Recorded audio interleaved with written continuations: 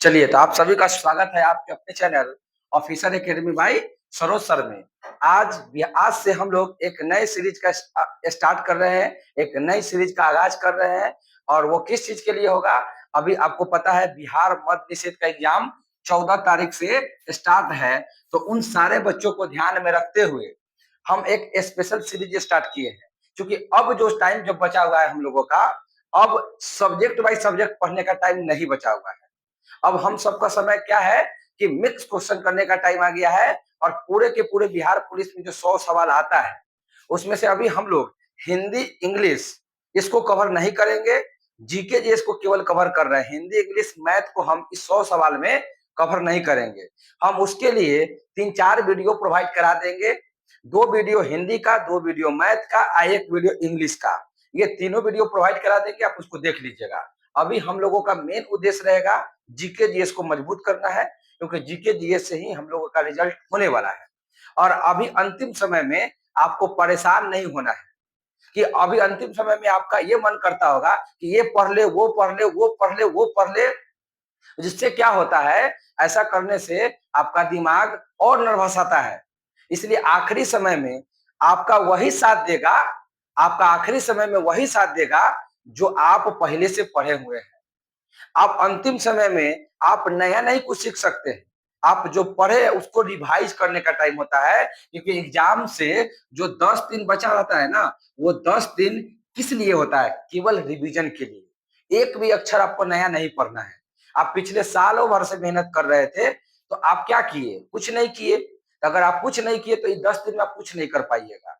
अगर कुछ करना है तो आप इंपॉर्टेंट क्वेश्चन मेरे साथ लगाइए, 100 सवाल, और जो भी आपको नहीं आएगा उसको नोट कर लीजिएगा। हम आपको यही बोलेंगे। और आज से ये सीरीज लगातार 13 तारीख तक चलने वाला है।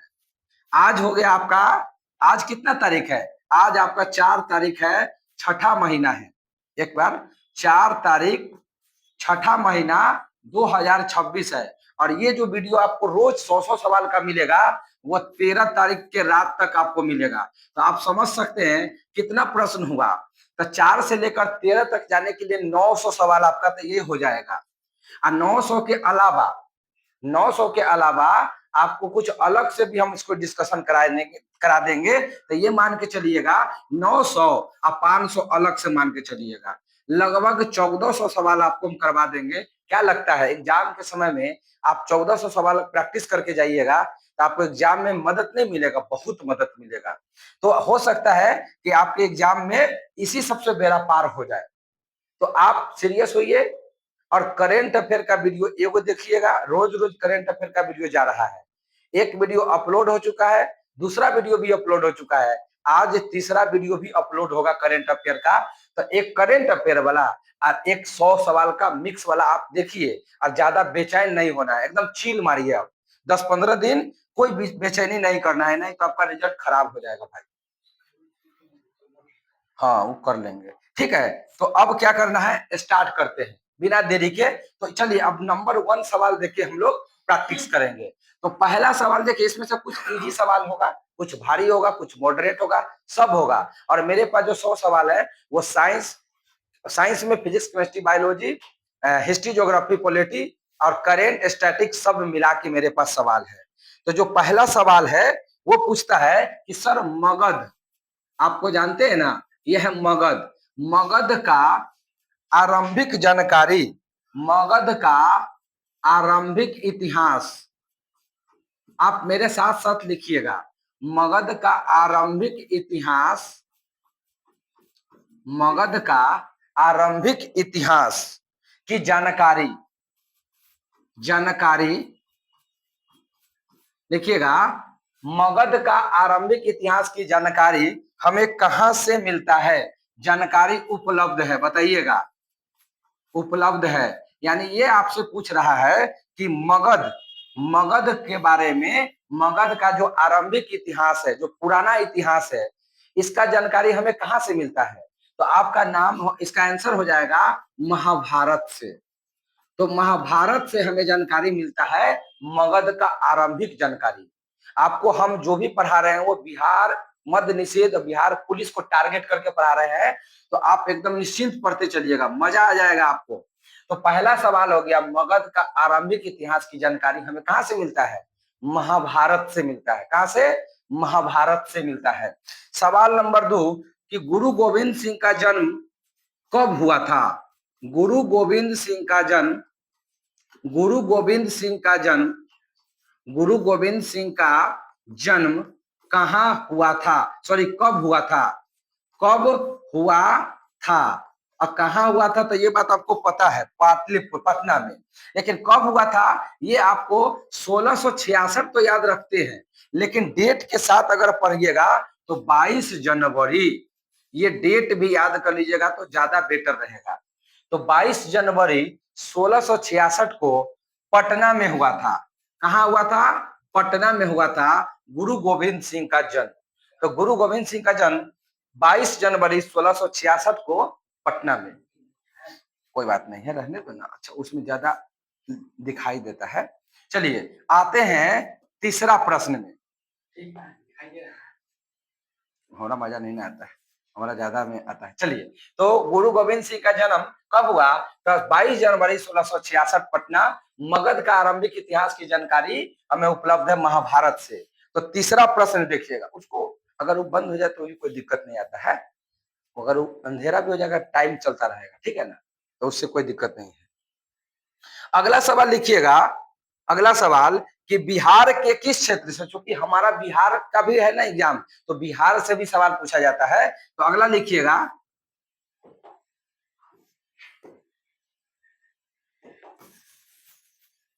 चलिए पूरा हटा दे रहे हैं। अब आगे लिखिएगा, तीसरा प्रश्न था ना, तीसरा लिखिएगा। तीसरा प्रश्न है, ये तीसरा प्रश्न है कि बिहार के किस क्षेत्र से, लिखिएगा, बिहार के किस क्षेत्र से, बिहार के किस क्षेत्र से नव प्रस्तर युग, नव प्रस्तर, प्रस्तर, नव आधा सौ होता है, आधा सौ, नव प्रस्तर में आधा सौ होता है। नव, यार कभी कभी है ना, इस साला टेक्नोलॉजी बहुत परेशान करता रहता है। देखिए, बिहार के किस क्षेत्र में नव प्रस्तर युग की जानकारी, युग का अवशेष मिलता है, युग का अवशेष मिलता है। ये बिहार का बहुत इंपॉर्टेंट प्रश्न है। अवशेष मिलता है, मिलता है। तो बिहार के किस क्षेत्र में, किस क्षेत्र से नव प्रस्तर युग का अवशेष मिलता है? तो इसका आंसर आप अपने मन में सोचिएगा। तो आपको आंसर आप अपने मन में सोचिए कि सर बिहार के किस क्षेत्र से नव प्रस्तर युग का अवशेष मिलता है। तो बात सही बोले हैं, चिरांद। और चिरांद के अलावा एक और स्थान है, चिरांद, और एक और क्या है, चिरांद और चेचर, चिरांद और चेचर। ये आपका आंसर बिल्कुल सही बात है, इसको नोट कीजिए, बहुत अच्छा सवाल है कि बिहार के किस क्षेत्र से नव प्रस्तर युग का जानकारी हमें मिलता है। तो चिरांद और चेचर, चिरांद और चेचर। आइए चौथा सवाल में, चौथा सवाल ये पूछ रहा है कि पाटलिपुत्र आने वाला पहला विदेशी कौन था? पाटलिपुत्र आने वाला, पाटलिपुत्र आने वाला, पाटलिपुत्र आने वाला पहला विदेशी कौन था? पहला विदेशी कौन था? पाटलिपुत्र आने वाला पहला विदेशी कौन था? तो क्या नाम बताइएगा? पाटलिपुत्र आने वाला पहला विदेशी मेगास्थनीज था। कौन था? मेगास्थनीज था। नोट कीजिएगा, मेगास्थनीज था। तो मेगास्थनीज पहला विदेशी था जो पटना में आया था, पटना में। तो पाटलिपुत्र आने वाला पहला विदेशी कौन था? पाटलिपुत्र आने वाला पहला विदेशी कौन था? तो आपको क्या कहना पड़ेगा? मेगास्थनीज। आइए पांचवा नंबर सवाल पे। तो बिहार के किस क्षेत्र से नव प्रस्तर युग की जानकारी मिलता है? चिरांद और चेचर। लेकिन अगर पाटलिपुत्र आने वाला पहला विदेशी कौन था? तो मेगास्थनीज। अब मेगास्थनीज किसका राजदूत था? सेल्यूकस निकेटर का, सेल्यूकस, सेल्यूकस निकेटर का राजदूत था। सेल्यूकस निकेटर, सेल्यूकस निकेटर का राजदूत था ये। चलिए पांचवा सवाल आइए। पांचवा सवाल है कि बिहार को मुगल साम्राज्य का सूबा किस कब घोषित किया गया? बिहार को, नोट कीजिएगा, बिहार को मुगल साम्राज्य का मुगल साम्राज्य का मुगल साम्राज्य का सूबा कब घोषित किया गया? कब घोषित किया गया मतलब मुगल अपने अधीन बिहार को कब कर लिया? बिहार को मुगल साम्राज्य का सूबा कब घोषित किया गया? इसका मतलब ये हुआ कि मुगलों के अधीन बिहार कब आ गया, बिहार मुगलों के अधीन कब आ गया, यानी किस वर्ष मुगल को किस वर्ष बिहार को मुगल साम्राज्य का सूबा घोषित किया गया? किस वर्ष किया गया था? बताओ बताओ ना, ऑप्शन दे। ऑप्शन हम आपको देते हैं 1574 में, 1576 में, 1578 में या 1580 में। बताइए। नहीं, 1580 में। तो 1580 में बिहार को मुगल साम्राज्य का सूबा घोषित किया गया। बिहार को मुगल साम्राज्य का सूबा घोषित किया गया 1580 में किया गया। तो पांचवा सवाल होता है आपका कंप्लीट। आइए छठा सवाल में। छठा सवाल है, बहुत ही इंपॉर्टेंट है कि बताइएगा मगध के जो शासक था कालाशोक, मगध का शासक कौन था? कालाशोक। कालाशोक, इसके समय में बौद्ध संगीति हुआ है ना, तो मगध का शासक कालाशोक के टाइम, कालाशोक के समय बौद्ध संगीति देखिएगा, मगध का शासक कालाशोक के समय बौद्ध संगीति का आयोजन हुआ। यानी कौन सा बौद्ध संगीति हुआ था? तो द्वितीय बौद्ध संगीति, बिल्कुल सही है, द्वितीय बौद्ध संगीति। बौद्ध संगीति जो हुआ तो इसमें कौन सी घटना घटित हुआ? बौद्ध संगीति हुआ था उस समय कौन सा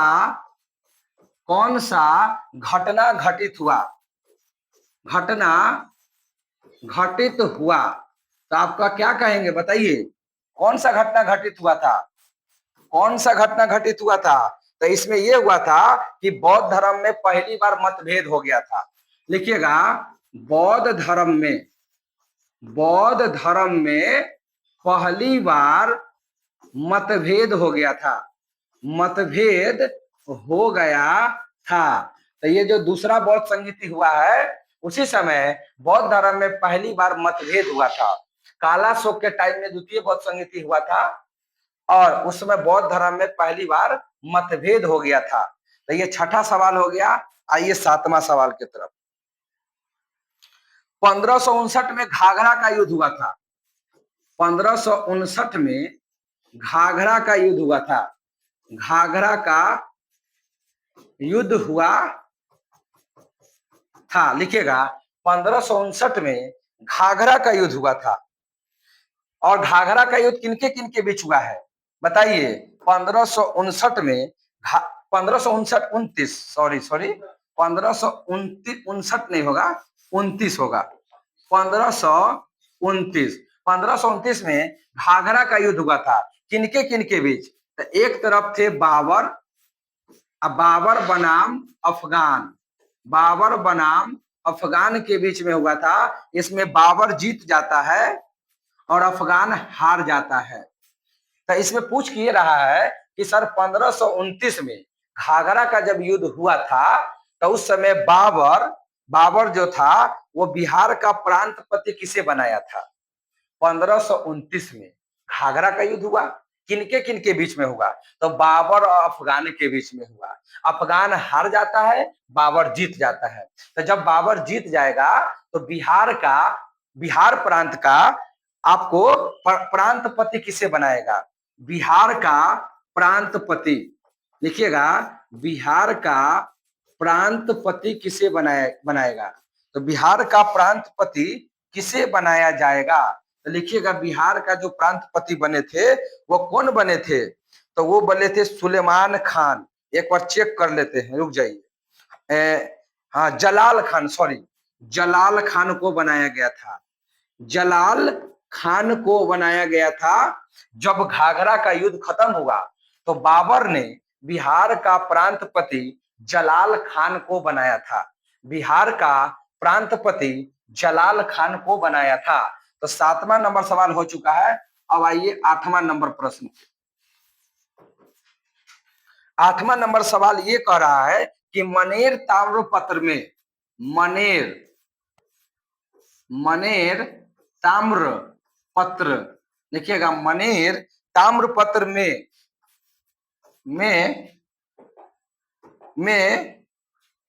तुरुस कुंड, ये लिखिएगा तुरुस कुंड, तुरुस्क दंड होता है, कुंड नहीं, तुरुस्क दंड। क्या लिखिएगा? इसको दंड कर दीजिए, इसको आप तुरुस दंड कर दीजिए। ये हो गया।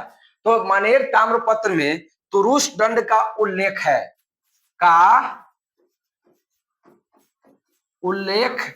है, यह क्या है?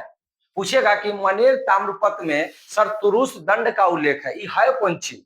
ये क्या चीज है सर? ये क्या है? मनेर ताम्रपत्र में जो सर ये तुरुस कुंड जो आप लिखे हैं इसका उल्लेख मिलता है।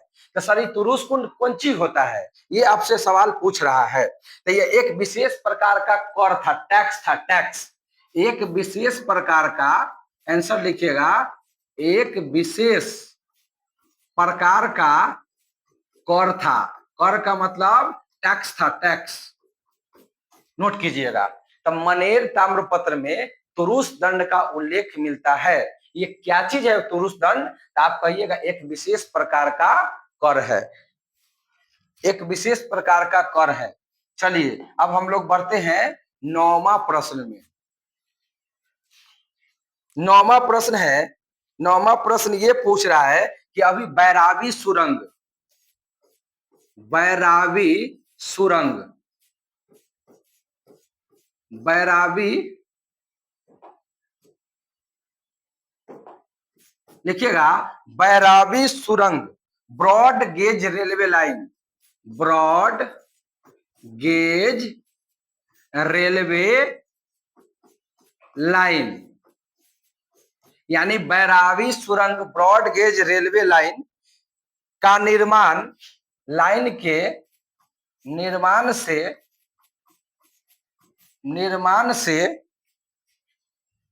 पूर्वोत्तर भारत का कौन सा राज्य, पूर्वोत्तर भारत का कौन सा राज्य पूरे भारत से जुड़ जाएगा? कौन से राज्य पूरे भारत से जुड़ जाएगा? कौन राज्य है? मणिपुर? मणिपुर नहीं भाई, मणिपुर नहीं, मिजोरम, मिजोरम। ये मिजोरम जुड़ जाएगा, बिल्कुल सही बात है, नोट कीजिए। बैरावी सुरंग ब्रॉड गेज रेलवे लाइन का भी निर्माण किया गया है। यही रेलवे लाइन का निर्माण करने से ये हुआ है कि पूर्वोत्तर भारत का एक राज्य है मिजोरम, जिसका लिंकेज पूरे भारत से हो जाएगा, यानी पूरे भारत से ये जुड़ जाएगा। तो 9 नंबर सवाल आपका होता है कंप्लीट। आइए 10 नंबर सवाल में। अब 10 नंबर सवाल में अब हम लोग साइंस को उठा रहे हैं। विशिष्ट प्रतिरोध का मात्रक क्या होता है? बोलिए, विशिष्ट प्रतिरोध का मात्रक क्या होता है? विशिष्ट प्रतिरोध का मात्रक क्या होता है? क्या होता है? विशिष्ट प्रतिरोध का मात्रक क्या होता है? तो आप क्या बोलेंगे? विशिष्ट प्रतिरोध का मात्रक ओम मीटर होता है। बिल्कुल सही बात बोले आप, ओम मीटर होता है, ओम मीटर होता है। अब आते हैं हम लोग 11 नंबर प्रश्न पे। 11 नंबर पे एक फर्मी मीटर कितना को कहते हैं? एक फर्मी मीटर, एक फर्मी मीटर कितना को कहा जाता है? एक फर्मी मीटर कितना को कहा जाता है? कितना होता है? तो कितना होता है भाई, एक फर्मी मीटर कितना होता है बोलिए, एक फर्मी मीटर 10 के पावर 15 -15, हाँ -15 मीटर। तो एक फर्मी मीटर कितना को कहते हैं, 10 के पावर -15 मीटर को कहते हैं। अब आइए 12 नंबर प्रश्न पे, कोयला को जलाने पर क्या मिलेगा, कोयला को जलाने पर, कोयला को जलाने पर, कोयला को जलाने पर क्या प्राप्त होता है बोलिए, कोयला को आप जलाइएगा तो क्या प्राप्त होगा, क्या प्राप्त होगा भाई मेरे, जल्दी बोलिए। अगर आप कोयला को जलाइएगा तो क्या प्राप्त होगा बोलिए, कोयला को जलाने से क्या प्राप्त होता है, तो कोयला को जलाने से आपको कार्बन डाइऑक्साइड प्राप्त होता है, हाँ CO2 प्राप्त होता है, CO2 कार्बन डाइऑक्साइड प्राप्त होता है। अब आइए 13 नंबर प्रश्न पे, 13 नंबर प्रश्न है कि कार्बन को आंशिक मात्रा में जलाने पर क्या मिलेगा, कार्बन को, कार्बन को आंशिक मात्रा में यानी कम मात्रा में जलाने से क्या मिलेगा, कार्बन को आंशिक मात्रा में जलाने से क्या प्राप्त होगा बोलिए, क्या प्राप्त होगा बोलिए। तो कार्बन को अगर आंशिक मात्रा में, एकदम थोड़ी मात्रा में अगर जलाएंगे तो क्या चीज मिलेगा बोलिए, क्या मिलेगा, कार्बन को आंशिक मात्रा में अगर जलाइएगा तो क्या मिलेगा, तो कार्बन को आंशिक मात्रा में जलाने से कार्बन मोनोऑक्साइड मिलता है, CO, कार्बन मोनोऑक्साइड, लिखिएगा कार्बन मोनोऑक्साइड मिलेगा, कार्बन मोनोऑक्साइड प्राप्त होता है। अगर कार्बन को आंशिक मात्रा में जलाइएगा तो आपको मिलेगा कार्बन मोनोऑक्साइड मिलेगा, CO मिलेगा। तो 13 के बाद आइए 14 में, 13 के बाद आपको आना है 14 सवाल में। और 14 बोलिएगा त्वरण का मात्रा क्या होता है, त्वरण का मात्रा क्या होगा जल्दी बोलिए, त्वरण का मात्रक क्या होता है, जल्दी से जवाब दीजिएगा। तो सर त्वरण का मात्रक होता है मीटर पर सेकेंड स्क्वायर, मीटर पर सेकेंड स्क्वायर होता है, मीटर पर सेकेंड स्क्वायर, या ऐसे भी आप लिख सकते हैं, या फिर मीटर सेकेंड यूनिवर्स भी लिख सकते हैं, ये सारा के सारा बात आप लिख सकते हैं, मीटर पर सेकेंड स्क्वायर, मीटर पर सेकेंड स्क्वायर, या मीटर सेकेंड यूनिवर्स 2 बोल सकते हैं। 14 के बाद आइए 15 नंबर में, बताइए चाल क्या है, सदिश है कि अदिश है, चाल क्या है बोलिए, चाल सदिश है कि अदिश है, तो सर चाल एक अदिश राशि है, चाल क्या है, अदिश राशि है, चाल क्या है, एक अदिश है, चाले नहीं, चाल समय दूरी, चाल समय दूरी, ये तीनों के तीनों क्या है, चाल समय दूरी, ये तीनों के तीनों अदिश राशि है। चाल समय दूरी कैसा राशि है, एक अदिश राशि है। आइए 16 नंबर में, दूरबीन का आविष्कार कौन किया है, जल्दी बोलिए, दूरबीन का आविष्कार कौन किया था, दूरबीन का आविष्कार कौन किया, तो दूरबीन का आविष्कार करने वाले कोई और नहीं है, वो है गैलीलियो, ये है गैलीलियो साहब ने दूरबीन का आविष्कार किया था। आइए 17 नंबर में, 17 सवाल ये कह रहा है कि सबसे अधिक विद्युत ऋणात्मकता वाला तत्व कौन है, सबसे अधिक,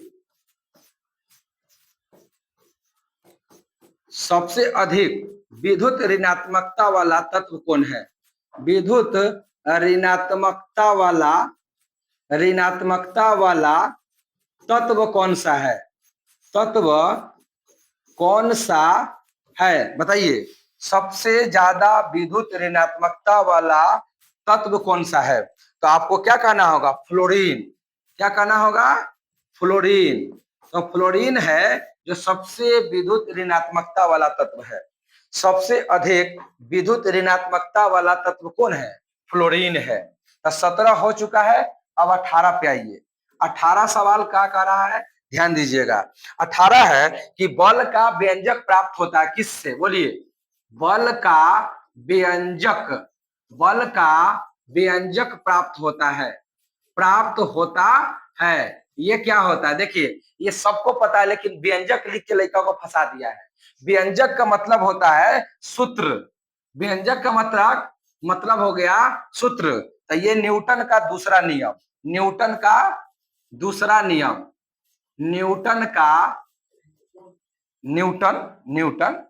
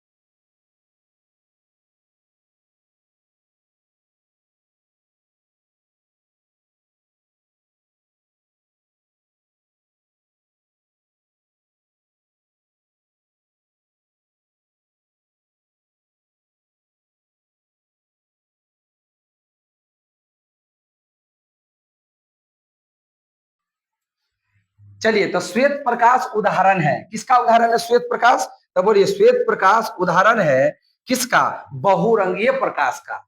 किसका उदाहरण है? बहुरंगीय बहुरंगीय प्रकाश का उदाहरण है। तो बहुरंगीय प्रकाश का उदाहरण है कौन? श्वेत प्रकाश। श्वेत प्रकाश बहुरंगीय उदाहरण है। आइए 23 नंबर प्रश्न पे। 23 नंबर सवाल है कि किस हार्मोन में आयोडीन पाया जाएगा? बोलिए, किस हार्मोन में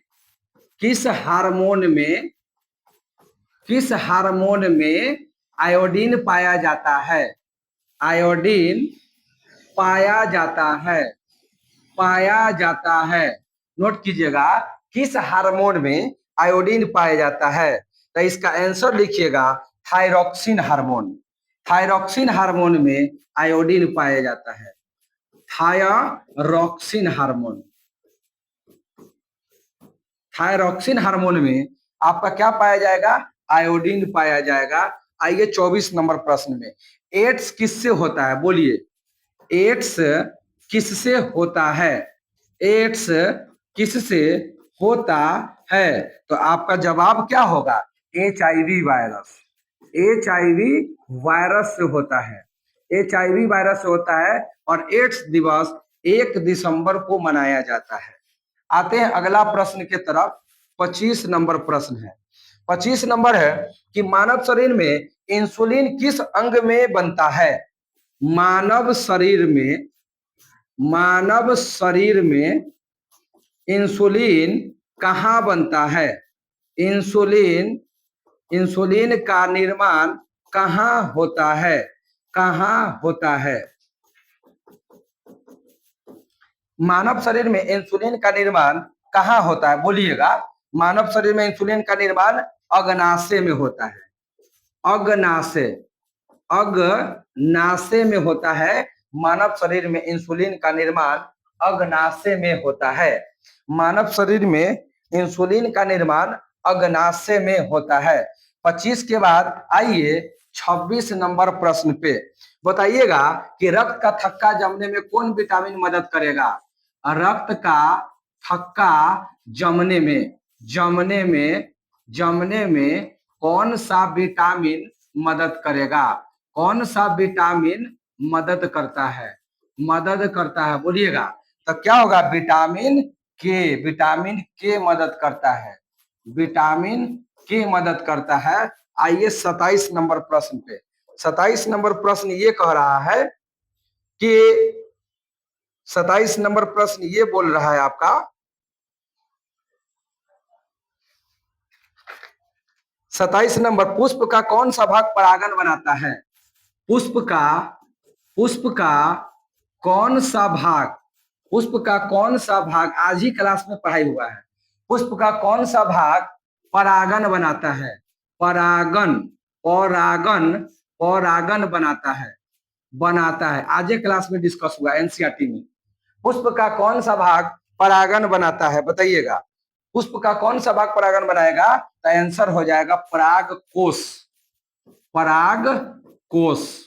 तो ये परागकोश बनाता है। आइए 28 नंबर प्रश्न पे।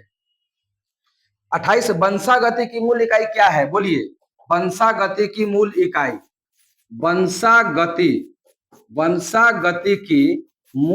क्या है? वंशागति की मूल इकाई क्या है? बोलिए, तो वंशागति की मूल इकाई क्या है? तो आप क्या बोलेंगे? जीन बोलेंगे।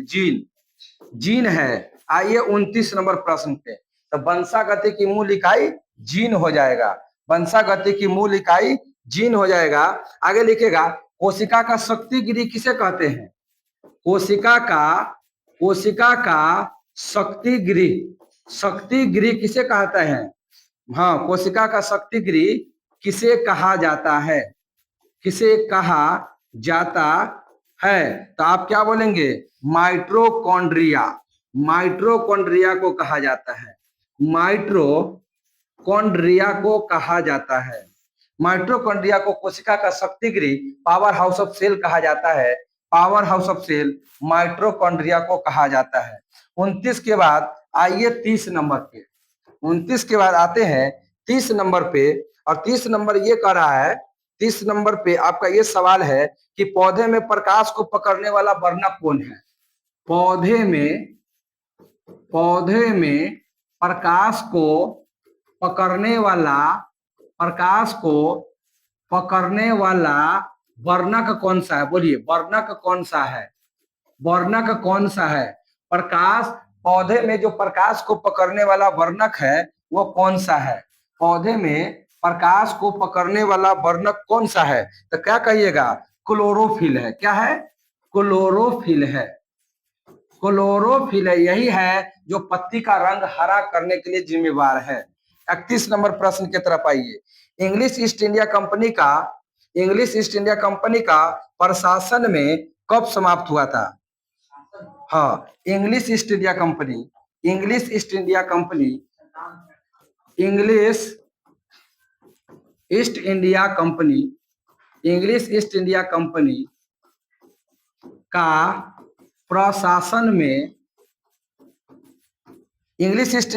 का प्रशासन में कब समाप्त हुआ था। प्रशासन में कब समाप्त हुआ था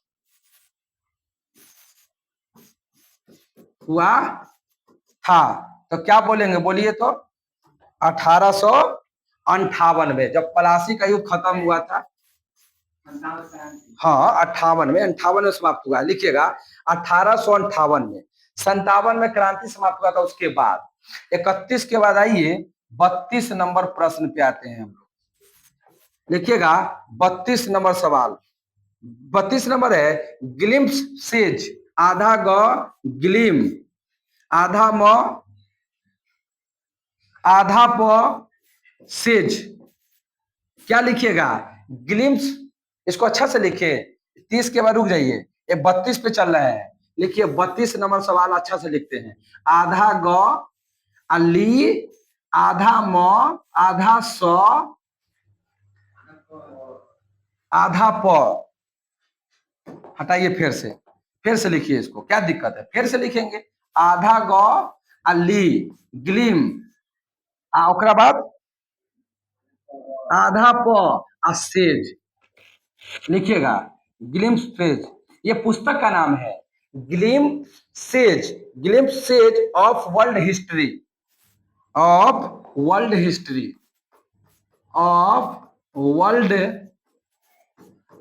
ये किसका पुस्तक है बताइए, ये किसका पुस्तक है। ग्लिम्स पेज, ये कौन से नंबर पे क्वेश्चन चल रहा है, 32 number. Glimpse sage of world history किसका पुस्तक है बताइएगा।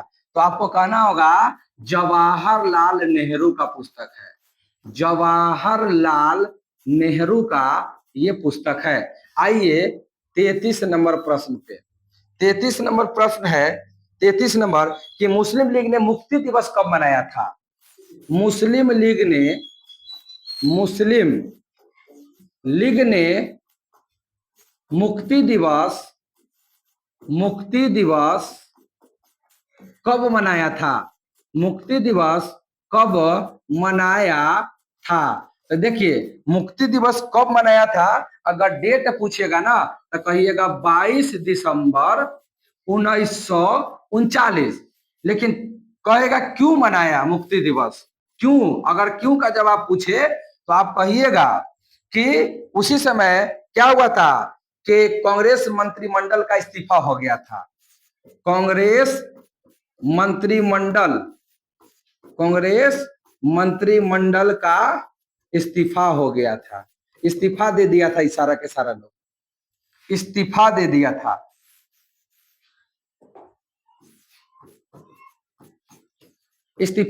कांग्रेस के सारे लोग इस्तीफा दे दिए थे। इसी बात से खुश होकर मोहम्मद अली जिन्ना और अंबेडकर साहब ने एक दिवस मनाया, मुक्ति दिवस। 22 दिसंबर 1939 को मुक्ति दिवस मनाया जाता है। कहेगा क्यों मनाया जाता है, तो कांग्रेस मंत्रिमंडल के इस्तीफा की खुशी में मनाया जाता है।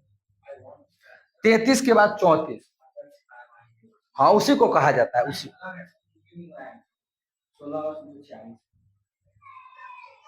मुस्लिम लीग ने मुक्ति दिवस कब मनाया था। हाँ हाँ, ये फिलहाल ठीक है ना। चलिए 33 के बाद आइए 34 में। 33 के बाद आइए 34 में। महात्मा बुद्ध का महापरिनिर्वाण किस गणतंत्र में हुआ था?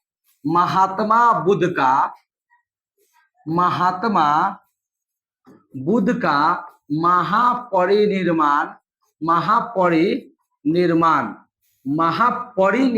अच्छा निर्माण गलत लिख दिए, महापरिनिर्माण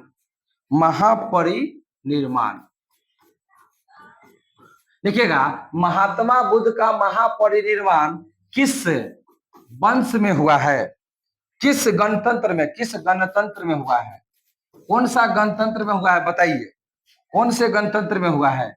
तो आपको क्या कहना होगा? आपको कहना होगा मल्ल वंश, मल्ल गणतंत्र, मल्ल। कुशीनगर, मल्ल की राजधानी कुशीनगर।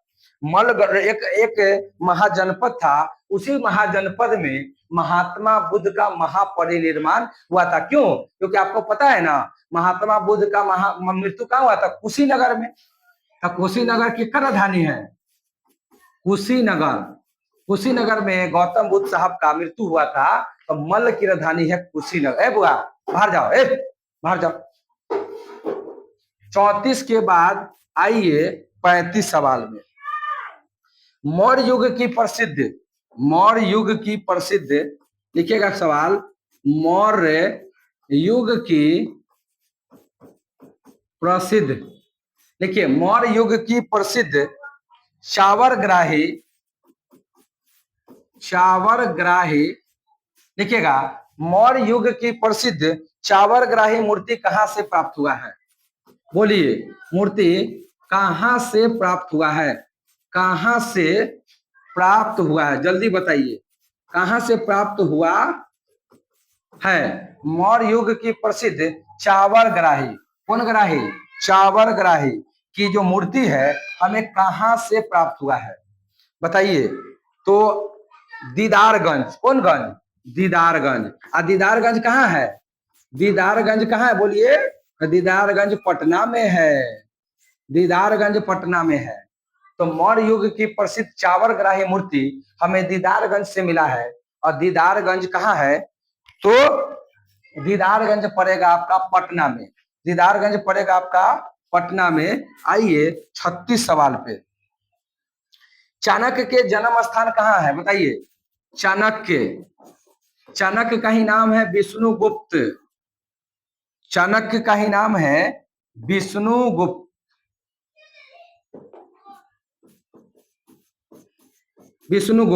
तो चाणक्य का जन्म स्थान कहाँ है? जन्म स्थान कहाँ है बताइए? तो चाणक्य का जन्म स्थान तक्षशिला में है। कहाँ है? तक्षशिला। नोट कीजिएगा, चाणक्य का जन्म स्थान है तक्षशिला में है। चाणक्य का जन्म स्थान तक्षशिला में है। और इनका पढ़ाई लिखाई भी तक्षशिला में हुआ है। इनका पढ़ाई लिखाई भी तक्षशिला में ही हुआ है। 36 के बाद आइए 37 सवाल पे। देखिएगा, तहजीब उल, बहुत इंपॉर्टेंट बुक है ये, तहजीब उल अखलाक। ये काफी ज्यादा इंपॉर्टेंट है, इसको VVI कीजिएगा। तहजीब उल अखलाक पत्रिका है, इसके संपादक कौन है? यह एक पत्रिका है, तहजीब उल अखलाक, अखलाक पत्रिका के संपादक कौन है? तो संपादक है सर सैयद अहमद खां। सर सैयद अहमद खां, सर सैयद अहमद खां इसका पत्रिका का संपादक है। नेक्स्ट क्वेश्चन, अगस्त क्रांति का संबंध किससे है? अगस्त क्रांति का संबंध किससे है? अगस्त क्रांति का संबंध किससे है? अगस्त क्रांति का संबंध किससे है बताइए? तो आपको क्या कहना पड़ेगा? आपको कहना पड़ेगा भारत छोड़ो आंदोलन। भारत छोड़ो आंदोलन से संबंधित है। भारत छोड़ो आंदोलन 8 अगस्त 1942 को हुआ था। आइए 39 नंबर सवाल पे बताइएगा, संविधान का भाग 8 में क्या लिखा हुआ है। अब पॉलिटी में घुस रहे हैं, अब जो भी सवाल होगा वो पॉलिटी का होगा। पूरा स्किप हटा रहे हैं 39 से। यहाँ पर देखिए, अब जो भी प्रश्न आएगा पॉलिटी का, बताइएगा भाग 8 में किस बात का उल्लेख है। भाग 8 में किस बात का उल्लेख है, जवाब दीजिएगा। भाग 8 में किस बात का उल्लेख है। तो भाग 8 में दोस्त जो उल्लेख है वो केंद्र शासित प्रदेश का उल्लेख है। केंद्र शासित प्रदेश का उल्लेख है। आपसे सवाल हम 40 पूछ रहे हैं, आपसे सवाल हम 40 पूछ रहे हैं यहाँ पे। आप बताइएगा भाग 20 किस में, भाग 20 में किसकी चर्चा है। भाग 20, हाँ, संविधान में संशोधन। बहुत अच्छा, संविधान संशोधन, संविधान संशोधन। फिर आपसे हम 41 सवाल पूछ रहे हैं, 41 सवाल पूछ रहे हैं कि भाग भाग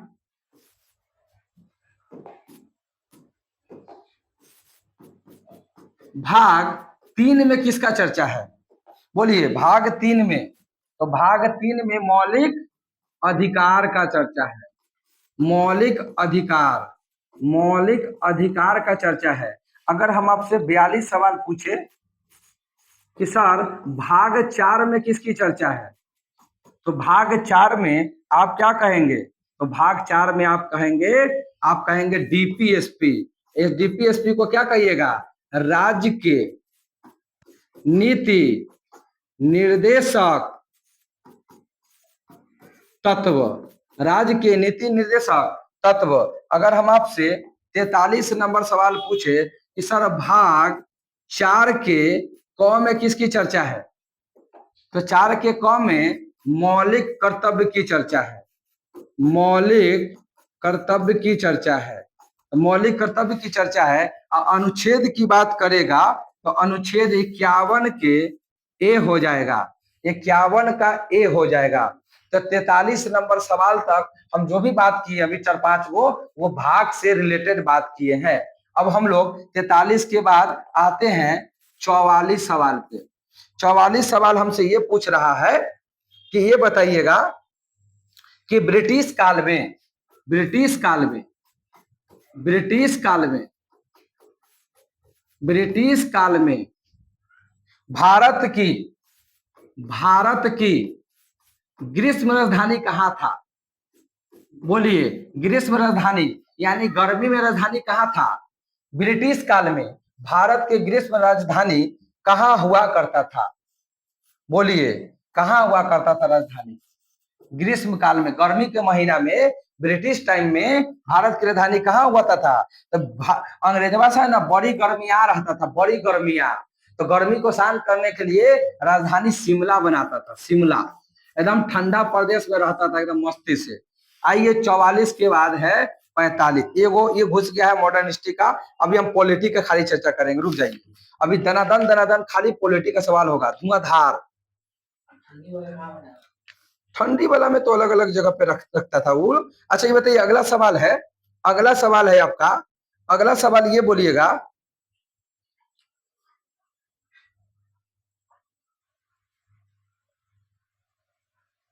सदन के दोनों सदन द्वारा पारित, लिखिएगा सदन के,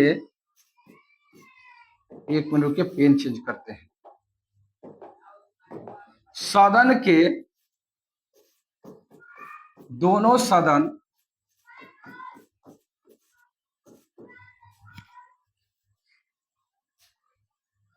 डर लगता है ना, मेहनत बर्बाद हो जाता है। सदन के दोनों सदन द्वारा पारित, द्वारा पारित होते, सदन के दोनों सदन द्वारा पारित होने के बाद, होने के बाद कोई भी कानून, कोई भी कानून, सदन के दोनों सदन द्वारा पारित होने के बाद कोई भी कानून कब अधिनियम बन जाएगा?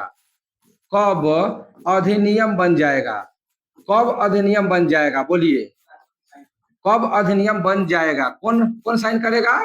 राष्ट्रपति साइन करेगा। क्या बात है, आंसर हो जाएगा राष्ट्रपति। जब राष्ट्रपति जी सिग्नेचर ठोक देंगे तो वो अधिनियम बन जाएगा, देश में कानून लागू हो जाएगा। सदन के दोनों सदन अगर ये पारित कर देता है, राष्ट्रपति जी सिग्नेचर मारेंगे और वो अधिनियम बन जाएगा। 45 के बाद आइए 46 सवाल में। बोलिएगा, मौलिक कर्तव्य को मौलिक कर्तव्य को मौलिक कर्तव्य को किस संशोधन से जोड़ा गया?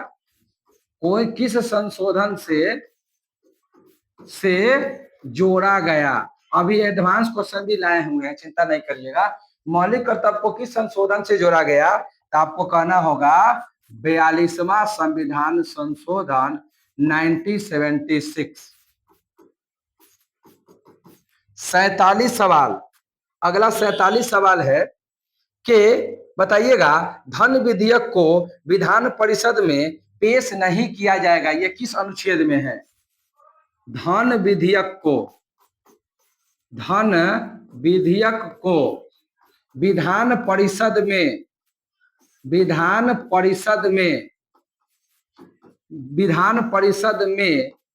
पेश नहीं किया जाएगा। पेश नहीं किया जाएगा, ये किस अनुच्छेद में है? नहीं किया जाएगा, ये किस अनुच्छेद में है? मतलब ये कह रहा है कि धन विधेयक को विधान परिषद में पेश नहीं कर सकते हैं। ये कौन अनुच्छेद ये पावर देता है? तो 198 आर्टिकल पावर देता है। 198 आर्टिकल कहता है कि धन विधेयक को विधान परिषद में भेज नहीं सकते हैं। और आपसे कोई पूछेगा कि धन विधेयक को इंग्लिश में बोलते हैं मनी बिल। क्या बोलते हैं? मनी बिल बोलते हैं। और मनी बिल कौन अनुच्छेद में है? मनी बिल कौन अनुच्छेद में है, जल्दी बताइएगा। मनी बिल है 110 में। मनी बिल 110 में लिखा हुआ है। मनी बिल 110 आर्टिकल में है, नोट कीजिए। मनी बिल 110 आर्टिकल में लिखा हुआ है। और धन विधेयक पर अंतिम रूप से कानून कौन बनाता है? धन विधेयक पर अंतिम रूप से कानून कौन बनाता है? बोलिए। ये बनाता है केवल व केवल लोकसभा। केवल व केवल लोकसभा बनाएगा। लोकसभा का अंतिम अधिकार होता है। राज्यसभा को 14 दिन का टाइम मिलता है। राज्यसभा को 14 दिन का टाइम मिलता है। यस नो कहना होता है। यस नो कहना होता है। यस नो कहना होता है उनको। यस कहेगा तो वेरी गुड, नो कहेगा फिर भी 14 दिन के बाद हम इसको लागू कर देंगे। तो इसलिए धन विधेयक पर अंतिम रूप से अधिकार लोकसभा का होता है। और धन विधेयक मनी बिल कौन आर्टिकल 110 और धन विधेयक को विधान परिषद में नहीं पेश कर सकते हैं, ये बात 198 आर्टिकल में लिखा हुआ है। 47 के बाद 48 सवाल पे आइए। 48 सवाल बहुत अच्छा सवाल है। और 48 सवाल बहुत ही अच्छा सवाल ये है कि आपसे ये पूछ रहा है कि संविधान में संशोधन कौन आर्टिकल? संविधान में संशोधन किस अनुच्छेद में है? किस अनुच्छेद में है? तो आप क्या कहेंगे? वो अनुच्छेद कहेंगे आप 368 में है। किस देश से लिए हैं? साउथ अफ्रीका से लिए हैं। संविधान में संशोधन किस देश से लिया गया है? साउथ अफ्रीका से लिया गया है। और अब तक 105 बार संविधान में संशोधन हो चुका है। हालांकि 106 बार कहिएगा तो ज्यादा अच्छा रहेगा। 106 बार संविधान में संशोधन हो चुका है। 105 से ज्यादा बेटर 106 रहेगा। 105 से ज्यादा बेटर 106 रहेगा। तो कोई पूछेगा संविधान में अभी तक 106 बार संशोधन हो चुका है, ये भी ध्यान में रखिएगा। 368 में ये बात लिखा हुआ है, 368 में, और साउथ अफ्रीका देश से हम लिए हैं। आइए 49 नंबर प्रश्न पे चलिए। 49 नंबर प्रश्न पे हम लोग आते हैं। 49 नंबर प्रश्न ये कह रहा है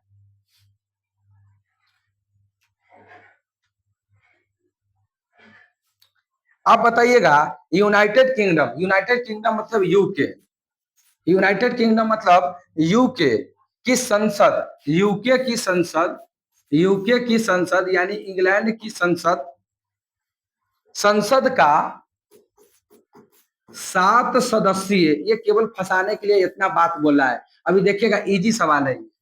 यूके यूनाइटेड किंगडम की संसद का 7 सदस्यीय समूह था। अब आपको इतने से आंसर मिल रहा होगा, साइमन कमीशन की बात कर रहा है वो।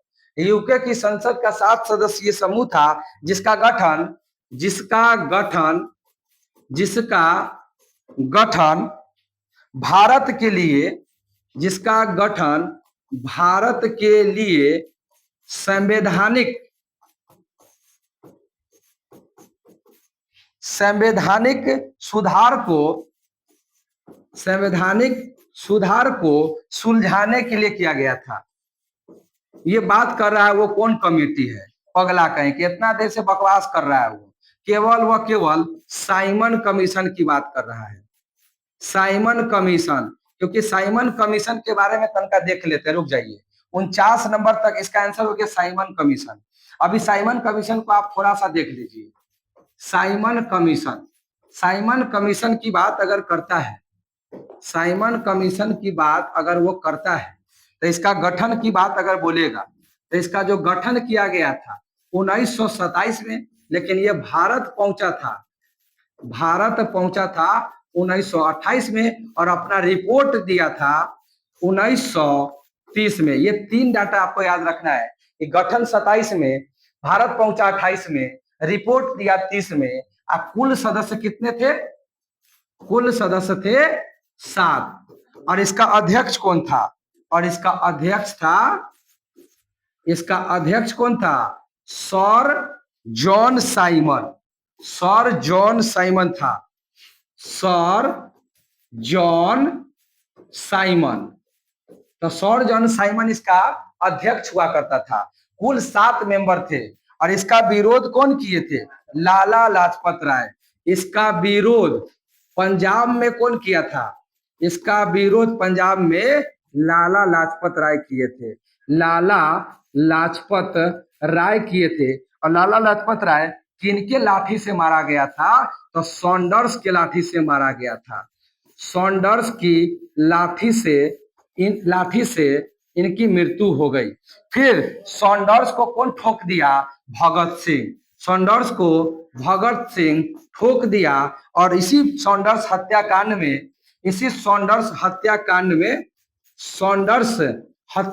में भगत सिंह को फांसी दिया गया। भगत सिंह को फांसी दिया गया 23 मार्च 1931 को। नोट कीजिएगा।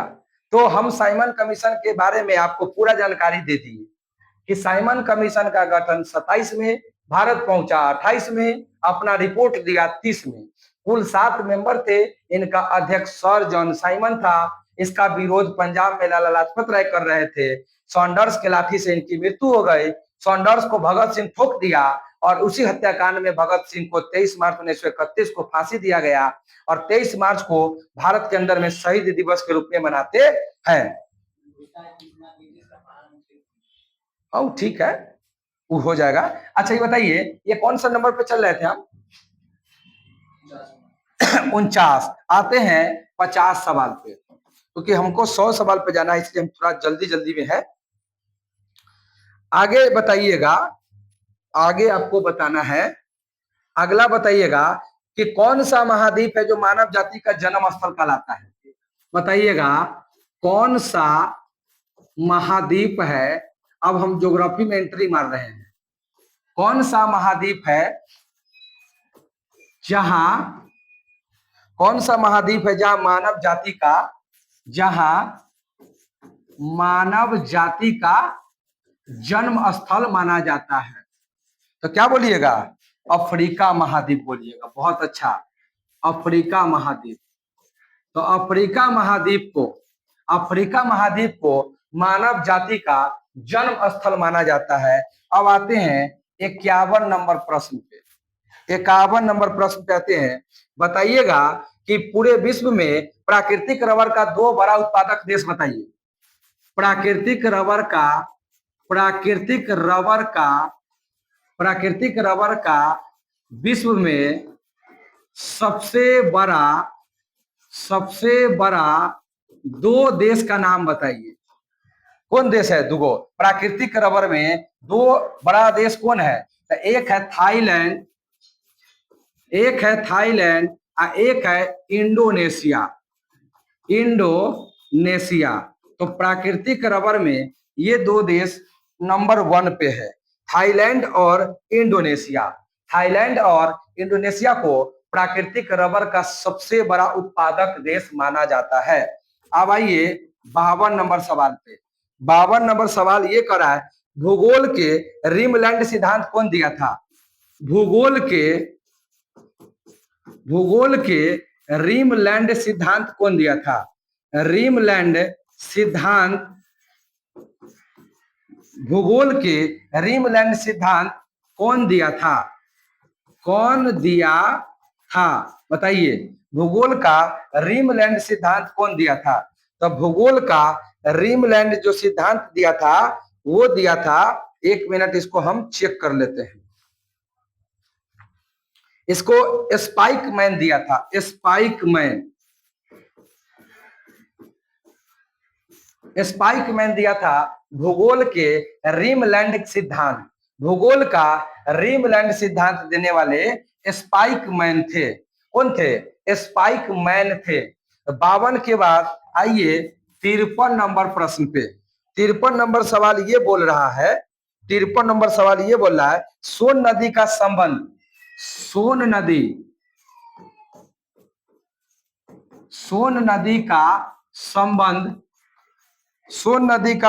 बिहार के किस जिला से नहीं है? बिहार के किस जिला से नहीं है? अब ऑप्शन देना पड़ेगा ना, क्योंकि बोला है सोन नदी का संबंध बिहार के किस जिला से नहीं है, तो बिना ऑप्शन के तो आप नहीं बना पाइएगा। तो लीजिए ऑप्शन नंबर ए।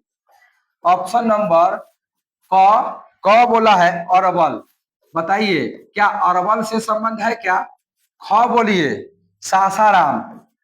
बोलिए सासाराम से संबंध है क्या? बोलिए ग में जहानाबाद। फिर बोलिएगा घ में औरंगाबाद।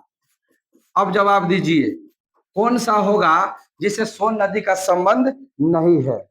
सोन नदी का संबंध बिहार के किस जिला से नहीं है? अरवल, सासाराम, जहानाबाद, कौन सा होगा? जल्दी बताइए। जहानाबाद। इसका आंसर क्या हो जाएगा? जहानाबाद हो जाएगा। जहानाबाद। तो जहानाबाद का संबंध सोन नदी से नहीं है, अरवल से है, सासाराम से है, औरंगाबाद से है। तो 53 सवाल हो गया। आइए 54 सवाल पे। 54 सवाल क्या बोल रहा है? 54 सवाल ये बोल रहा है कि बताइएगा, उत्तरी मैदान जलोढ़ मिट्टी किसका बना होता है? उत्तरी मैदान का जलोढ़ मिट्टी किसका बना होता है? तो 3 नदी से मिलकर बनता है। कौन कौन? सिंधु नदी, और कौन? ब्रह्मपुत्र नदी, और कौन? गंगा नदी। ये तीनों नदी से मिलकर उत्तरी मैदान का जलोढ़ मिट्टी बनता है। तो सिंधु नदी, गंगा नदी और ब्रह्मपुत्र नदी। तटीय वनों में आप किन वृक्ष को पाएंगे? बोलिए, तटीय वन में आप कौन सा वृक्ष को पाइएगा? तटीय वनों में कौन से वृक्ष को पाइएगा? तटीय वनों में किस वृक्ष को उगाया जाता है या पाया जाता है? उगाया जाता है। तटीय वनों में आप किस वृक्ष को उगा सकते हैं? कौन से वृक्ष को उगा सकते हैं? बोलिए, तटीय वनों में चिनार का या इबोनी का या सुंदरी का या साइप्रेस का? चिनार है, इबोनी है, सुंदरी है और साइप्रेस है। तटीय वनों की बात कर रहा है। तो इसका आंसर आप मारिएगा सुंदरी वन। हाँ, सुंदरी वन आप उगा सकते हैं। सुंदरी वन, तटीय वनों में आप सुंदरी वन को उगा सकते हैं। आइए 56 नंबर सवाल की तरफ।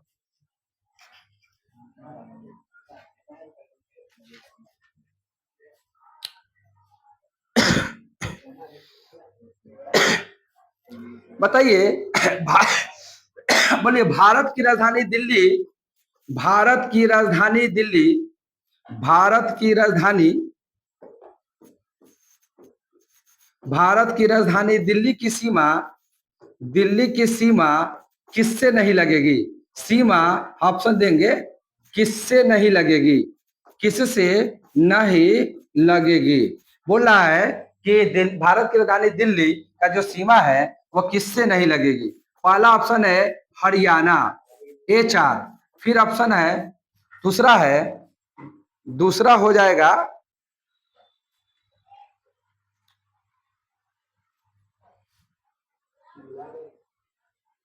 एक मिनट, हरियाणा, पंजाब, हिमाचल प्रदेश। ये पंजाब हो गया, हिमाचल प्रदेश हो गया, एक हो जाएगा राजस्थान हो गया। आप बोलिएगा किन से दिल्ली की सीमा नहीं लगेगा? बताइए, दिल्ली की सीमा हरियाणा से, पंजाब से, हिमाचल प्रदेश, राजस्थान किससे नहीं लगेगा? तो इसका आंसर हो जाएगा हरियाणा से नहीं लगेगा। दिल्ली का सीमा हरियाणा से नहीं लगता है, दिल्ली का सीमा हरियाणा से नहीं लगता है। इसका आंसर हो जाएगा हरियाणा। आइए 57 नंबर प्रश्न पे। 57 नंबर प्रश्न क्या है, ध्यान दीजिएगा। Blue flag tag, blue flag tag, blue flag tag लिखिएगा। ब्लू फ्लैग टैग निम्नलिखित में किससे प्रदान किया जाता है? ब्लू फ्लैग टैग किसको प्रदान किया जाता है? किसको प्रदान किया जाता है? हाँ बोलिए, किससे नहीं लगता है? पंजाब से। ब्लू फ्लैग टैग किसको, अच्छा चलिए देख लेंगे, उसको पंजाब कर लीजिएगा। चलिए कोई बात नहीं, हरियाणा को आप पंजाब बना लीजिए। हरियाणा को 56 नंबर प्रश्न में हरियाणा को आप पंजाब बना लीजिए, कोई दिक्कत नहीं। चलिए आगे, ब्लू फ्लैग टैग किसको प्रदान किया जाता है? बोलिए, ब्लू फ्लैग टैग, पानी ला, ब्लू फ्लैग टैग बोलिएगा, ब्लू फ्लैग टैग किसको प्रदान किया जाता है? यानी ब्लू फ्लैग टैग किसको प्रदान करिएगा? समुद्री तट को, या नम भूमि को, या झील को, या अभयारण्य को? तो समुद्री तटों को, समुद्री तटों को, समुद्री तटों को ब्लू फ्लैग टैग दिया जाता है, ब्लू फ्लैग टैग दिया जाता है। 58 सवाल पे आइए। राष्ट्रीय जनजाति अनुसंधान संस्थान कहाँ है? राष्ट्रीय जनजाति, राष्ट्रीय जनजाति, राष्ट्रीय जनजाति अनुसंधान, देखिएगा, राष्ट्रीय जनजाति अनुसंधान संस्थान कहाँ है?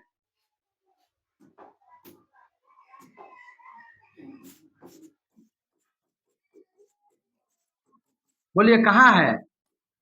राष्ट्रीय जनजाति अनुसंधान संस्थान कहाँ है बताइए? तो इसका आंसर हो जाएगा राष्ट्रीय जनजाति अनुसंधान संस्थान कहाँ है। पानी पी लेते हैं जब तक आप बनाइए।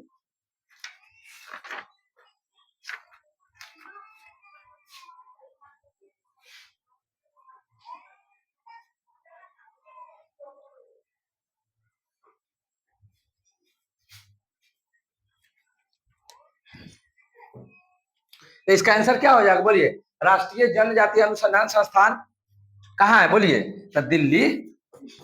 क्या होगा? दिल्ली। यहां से लाया दूगो बिल्ली, मामा हो गया गंजा। चलो आगे बढ़ते हैं। बोलिए अगला सवाल इकोनॉमिक्स का आया है। बोलिए एसडीआर मुद्रा में अभी वर्तमान में कई मुद्रा शामिल है? एसडीआर मुद्रा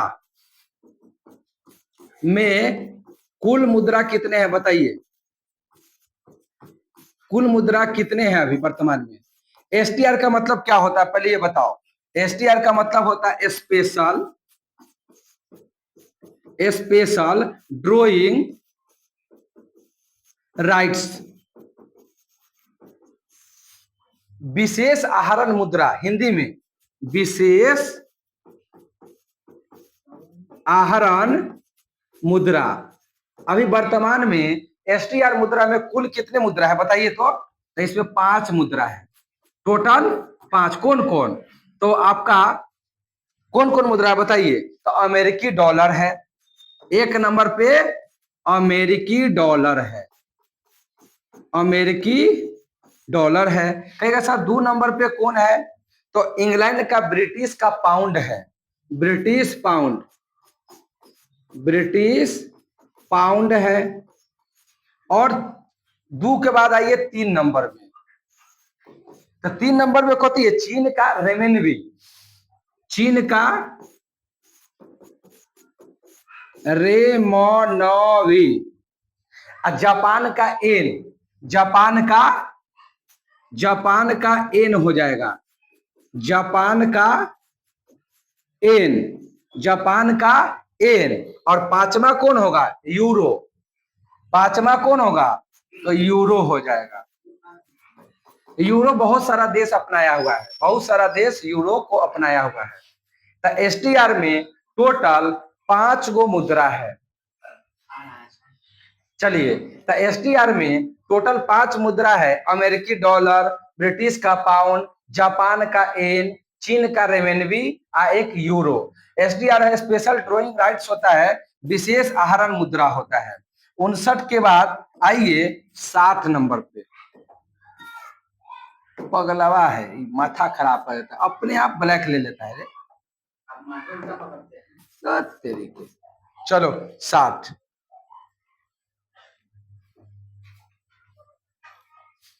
बिहार में सर्वाधिक रुग्ण अवस्था में कौन सा उद्योग है बताओ। बिहार में सर्वाधिक रुग्ण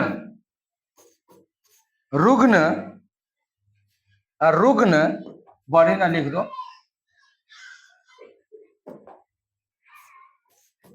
देखिएगा बिहार में सर्वाधिक रुग्ण अवस्था में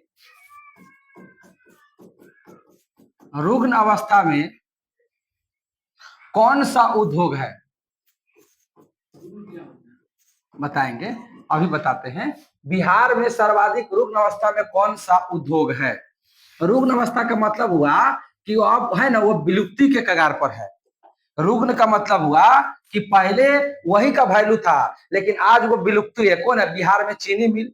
अभी बिहार में चीनी मिल अब सुधारा जा रहा है, लेकिन रुग्ण उद्योग माना जाता है चीनी उद्योग को, क्योंकि ये पूरे के पूरे खत्म हो गया था चीनी उद्योग। लेकिन फिर सरकार बना है, तो फिर आपको नीतीश चाचा बने थे, तो फिर आपको चीनी उद्योग के बारे में थोड़ा किए थे, लेकिन नीतीश चाचा फिर भाग गया, तो देखिए फिर चीनी का क्या हालत है ना है। ठीक है, तो ये आइए, चीनी उद्योग भारत में रुग्ण अवस्था में उद्योग पाया जा रहा है। आगे बढ़ते हैं अगला सवाल। लग रहा है हालत खराब है, पहला दिन 100 सवाल पे नहीं पहुंच पाएंगे, हैं थोड़ा देख रहे गर्मी कितना भयानक लग रहा है, लेकिन चलिए कोशिश में पूरा है। हैवलॉक द्वीप कहाँ है, हैवलॉक द्वीप बोलिए, हैवलॉक द्वीप कहाँ है, हैवलॉक द्वीप कहाँ है, द्वीप कहाँ है बोलिए, हैवलॉक द्वीप कहाँ है, हैवलॉक द्वीप कहाँ है, तो कहाँ है, अंडमान निकोबार में है, अंडमान निकोबार में है, अंडमान व निकोबार में है, अंडमान व निकोबार में है। आइए 61 के बाद 62 नंबर में, बिहार में शहद उत्पादन का मुख्य क्षेत्र कहाँ है बताओ। बिहार में शहद उत्पादन, बिहार में शहद उत्पादन के लिए कौन सा क्षेत्र है बताइए। लाइट है कि कट गया, वही टिटिया जाता, वही हम सोचे, लेकिन मरा है अति। बिहार में शहद उत्पादन का क्षेत्र बताइए, कहाँ कहाँ बताओ तो। बिहार में शहद उत्पादन में, मारो ना अपना मुजफ्फरपुर पहले, मारो अपना मुजफ्फरपुर, वैशाली, और क्या मारेगा, मुजफ्फरपुर, वैशाली, और क्या मारेगा, हाजीपुर। हाजीपुर के कोची केला फेमस बा, और मुजफ्फरपुर के लीचियो फेमस बा, अब वैशाली के कुछो फेमस न बा है।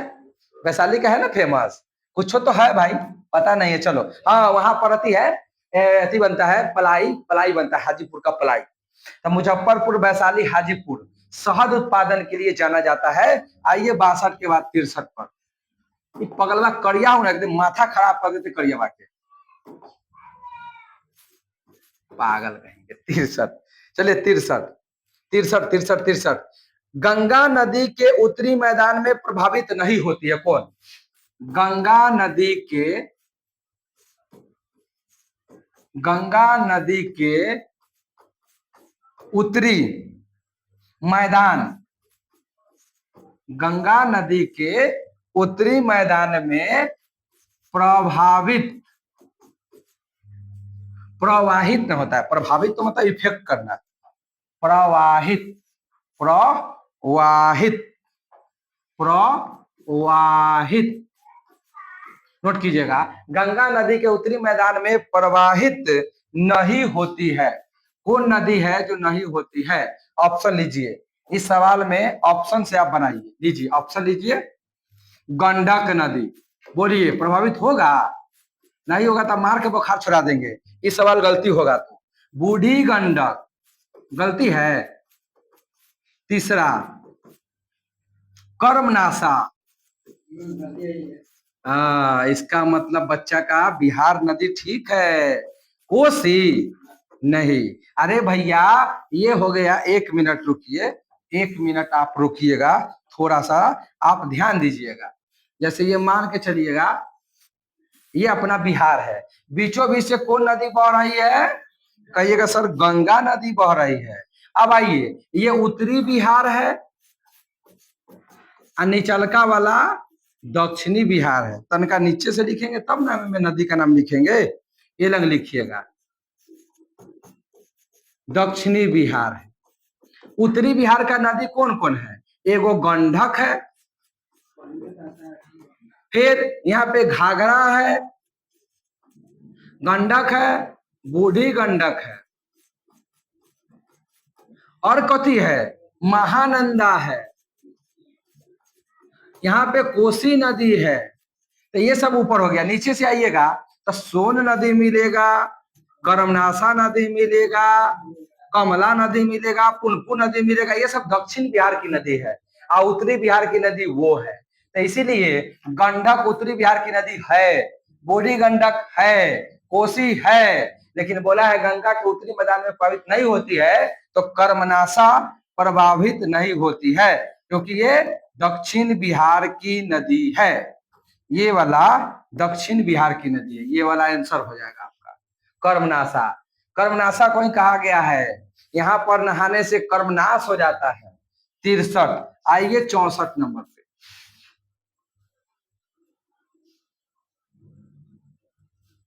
तकनीकी परिवर्तन के कारण उत्पन्न बेरोजगारी को क्या कहेंगे? तकनीकी परिवर्तन के कारण, तकनीकी परिवर्तन के कारण उत्पन्न बेरोजगारी को, उत्पन्न बेरोजगारी को क्या कहा जाता है? क्या कहा जाता है? तकनीकी परिवर्तन के कारण उत्पन्न बेरोजगारी को क्या कहा जाता है? बताइए, चक्रीय बेरोजगारी, संरचनात्मक बेरोजगारी, घर्षणात्मक बेरोजगारी, या प्रसन्न बेरोजगारी? तकनीकी कारण से उत्पन्न बेरोजगारी का नाम बताइए, तकनीकी कारण से, जल्दी बताइएगा। चक्रीय बेरोजगारी, संरचनात्मक बेरोजगारी, कि घर्षणात्मक बेरोजगारी? घर्षणात्मक बेरोजगारी, नोट कीजिएगा, घर्षणात्मक बेरोजगारी।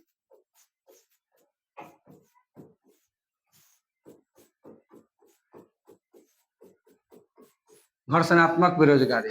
आइए 65 नंबर पे। अब लग रहा है 65 पे हम दम तोड़ देंगे। अब बिहार में प्रथम बार राष्ट्रपति शासन किस गवर्नर के टाइम में लगा था? बिहार में पहली बार बिहार में पहली बार राष्ट्रपति शासन राष्ट्रपति शासन राष्ट्रपति शासन किस राज्यपाल के टाइम में लगा था? किस राज्यपाल के टाइम में लगा था? लीजिए ऑप्शन, लिखेंगे नहीं खाली बोलते हैं। देवकांत बरुआ, जगन्नाथ कौशल, नित्यानंद कानूनगो। हाँ, नित्यानंद कानूनगो। नित्यानंद कानूनगो। नित्यानंद कानूनगो के टाइम में लगा था। कहिया बताइए? 29 जून 1968 में। तब बिहार में पहली बार राष्ट्रपति शासन नित्यानंद कानूनगो जब राज्यपाल थे तो लगाया गया था 29 जून 1968 को लगाया गया था। चलिए आगे सवाल। एक सरकारी रिपोर्ट है 65 के बाद 66, लिखिएगा। सरकारी रिपोर्ट के आधार पर सरकारी रिपोर्ट के आधार पर सरकारी रिपोर्ट के आधार पर सरकारी रिपोर्ट के आधार पर बिहार के किस क्षेत्र में बिहार के किस क्षेत्र में बिहार के किस क्षेत्र में भारत छोड़ो आंदोलन के समय भारत छोड़ो आंदोलन के समय सबसे ज्यादा प्रभावित क्षेत्र कौन सा था?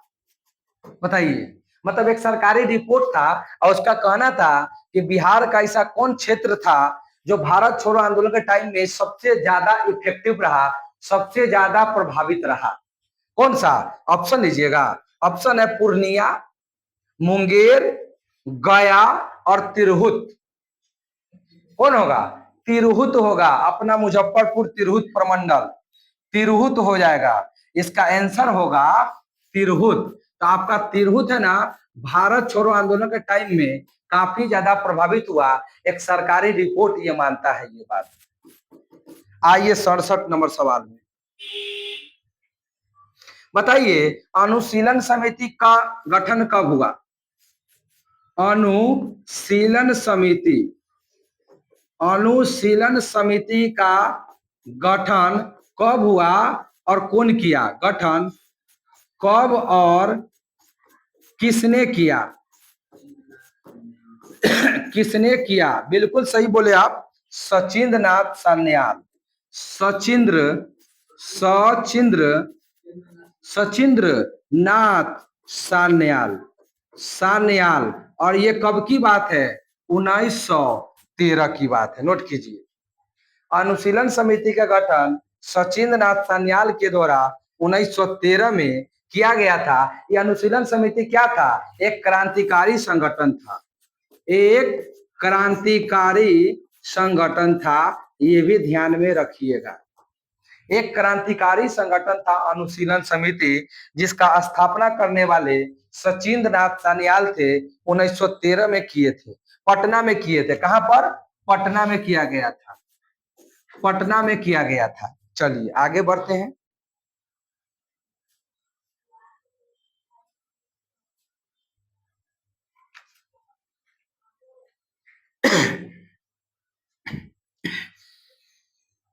मलीमत समिति का रिपोर्ट का संबंध किससे है? मलीमत 68 मलीमत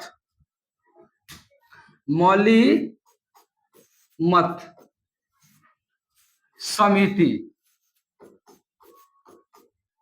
देखिएगा। मलीमत समिति की रिपोर्ट का संबंध, मलीमत समिति की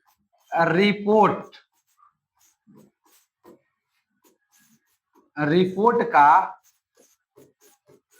संबंध किससे है? तो क्या जवाब दीजिएगा? मलीमत समिति, मलीमत समिति के रिपोर्ट का संबंध किससे है? तो इसका आंसर हो जाएगा आपराधिक न्यायिक प्रणाली में सुधार। आपराधिक आपराधिक न्याय प्रणाली, न्याय प्रणाली में सुधार, में सुधार। तो आपराधिक न्याय प्रणाली में सुधार के लिए एक मलीमत समिति का गठन किया गया था। जो भी आपराधिक न्याय प्रणाली में सुधार करना था उसके लिए कमेटी बना, जिस कमेटी का नाम है मलीमत कमेटी। आइए 69 सवाल में,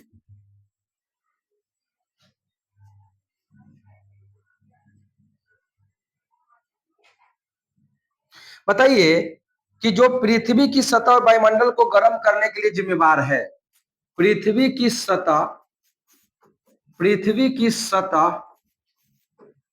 पृथ्वी की सतह और वायुमंडल, पृथ्वी की सतह और वायुमंडल। देखिए पृथ्वी की सतह और वायुमंडल को गर्म करने के लिए, गर्म करने के लिए, गर्म करने के लिए जिम्मेवार कौन है? बताइए जिम्मेवार कौन है? अगर आज के डेट में इतना गर्मी पड़ रहा है तो क्या जिम्मेवार है? नहीं, हरित गृह प्रवाह, हरित गृह प्रवाह ये जिम्मेवार है, हरित गृह प्रवाह ये जिम्मेवार है।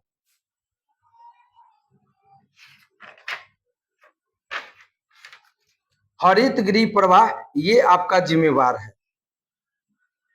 आगे लिखिएगा, बंबई में प्रथम भारतीय महिला विश्वविद्यालय की स्थापना कौन किया था? 69 के बाद 70।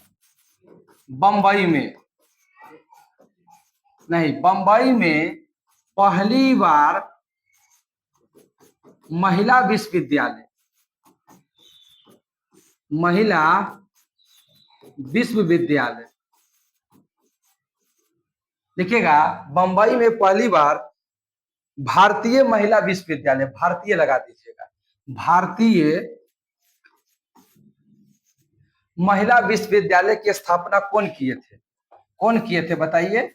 बंबई में पहली बार भारतीय महिला विश्वविद्यालय की स्थापना करने वाले कोई और नहीं, डीके कर्वे थे। D K Karve, D K Karve, D K Karve साहब ने बंबई में पहली बार महिला विश्वविद्यालय, भारतीय महिला विश्वविद्यालय की स्थापना किए थे। फिर आपको 71 नंबर बोलना है कि बोलिए जहांगीर के टाइम में, जहांगीर के समय उनके दरबार में चित्रकार कौन थे? मंसूर थे। बहुत बढ़िया। चित्रकार कौन था? तो उसका नाम था, जहांगीर के समय उनके दरबार में एक चित्रकार रहा करते थे, उस चित्रकार का नाम था मंसूर। मंसूर है। आइए 72 नंबर में, अब हम 72 नंबर को ऊपर लिखेंगे, कुछ हमको करवाना है। 72 नंबर को यहां लिख रहे हैं, आपको क्रम में सजा के दिखाइएगा। डायरेक्ट आपको बोल रहा है घटनाओं को क्रम में लगाए। चलिए अब ऑप्शन लीजिए, आराम आराम से आप घटना को क्रम में लगाइएगा मन में, और फिर हमारे साथ मिला लीजिएगा। पहला है कैबिनेट मिशन, फुल बुलाइएगा नहीं, पूरा पहले लिखिए, कैबिनेट मिशन। कैबिनेट मिशन गलत लिखे ना, कौन सा होगा? तालाब। अच्छा, ख नंबर ऑप्शन लीजिए, क्रिप्स मिशन।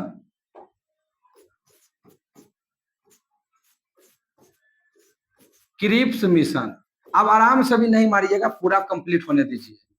गांव में अगस्त क्रांति,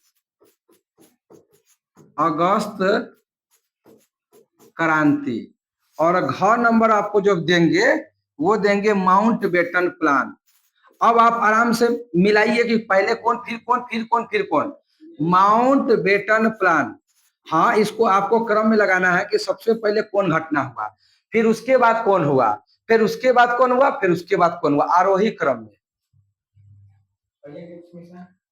चलिए और ठीक, और चलिए, और चलिए इसका जवाब कौन बच्चा देगा, वही बच्चा देगा जो उसको ये पता होगा कि ये कब हुआ, ये कब हुआ, ये कब हुआ और ये कब हुआ, तभी जवाब दीजिएगा। आइए, कैबिनेट मिशन भारत आया 24 मार्च 1946 को, माउंटबेटन आया 3 जून 1947 को।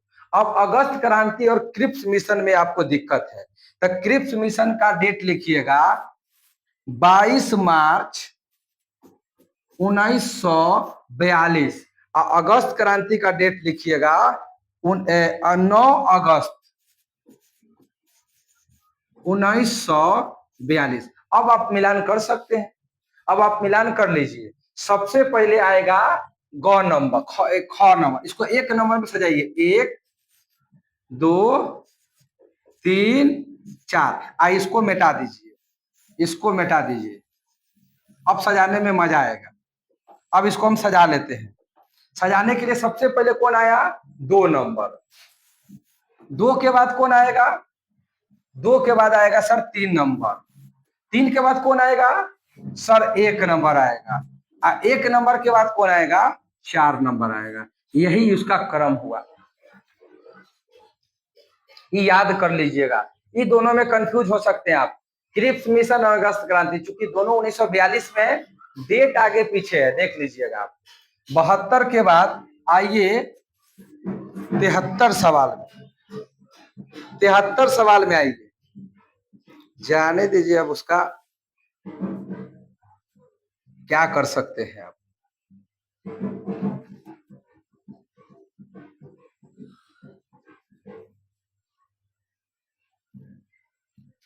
पचहत्तर को करा देते हैं, 75 करा के छोड़ देते हैं, अब हालत खराब हो चुका है।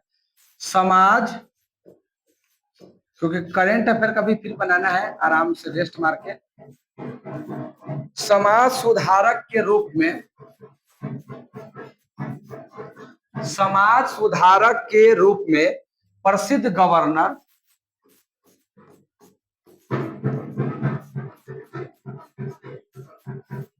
देखिएगा, समाज सुधारक के रूप में प्रसिद्ध गवर्नर जनरल कौन था,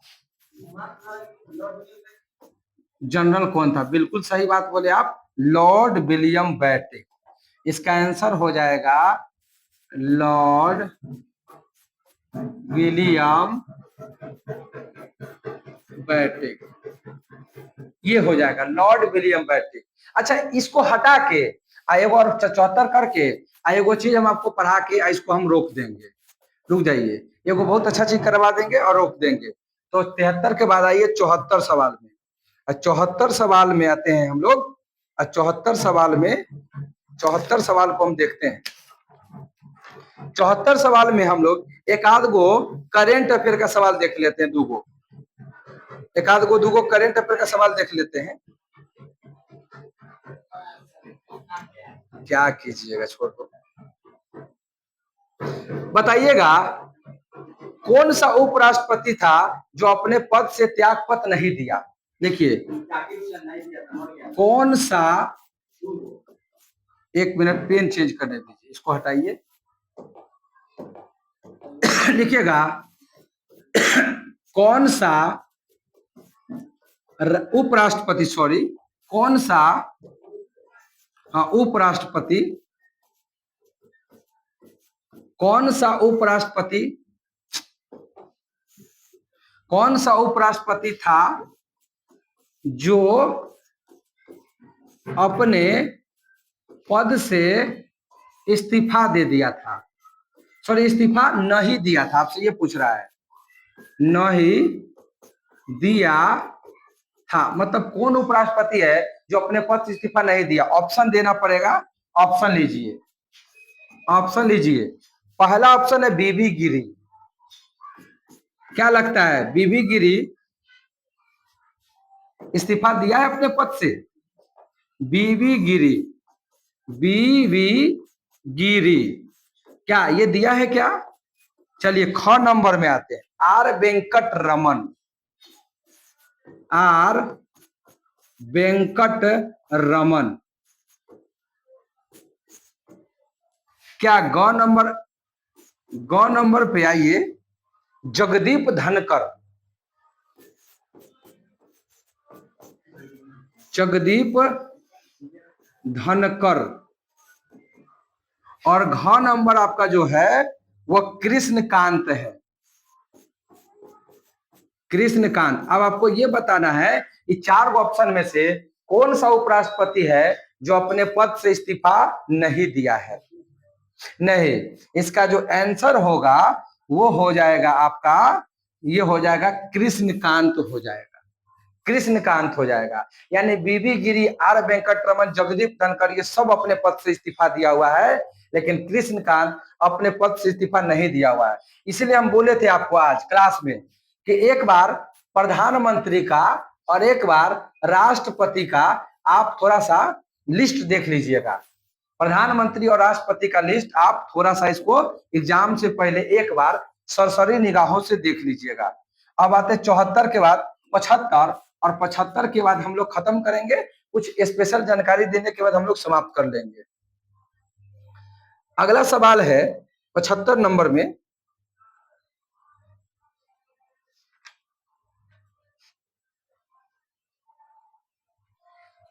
बताइएगा, ये तो आपको पता होगा, भारतीय संविधान में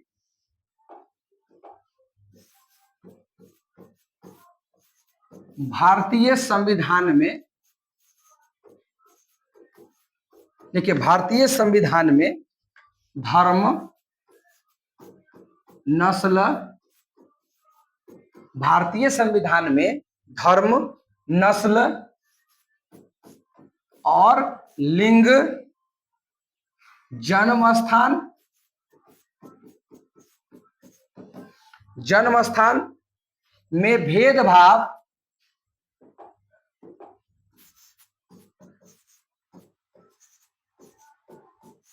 भेदभाव को प्रतिबंध किया गया है। प्रतिबंध किया गया है।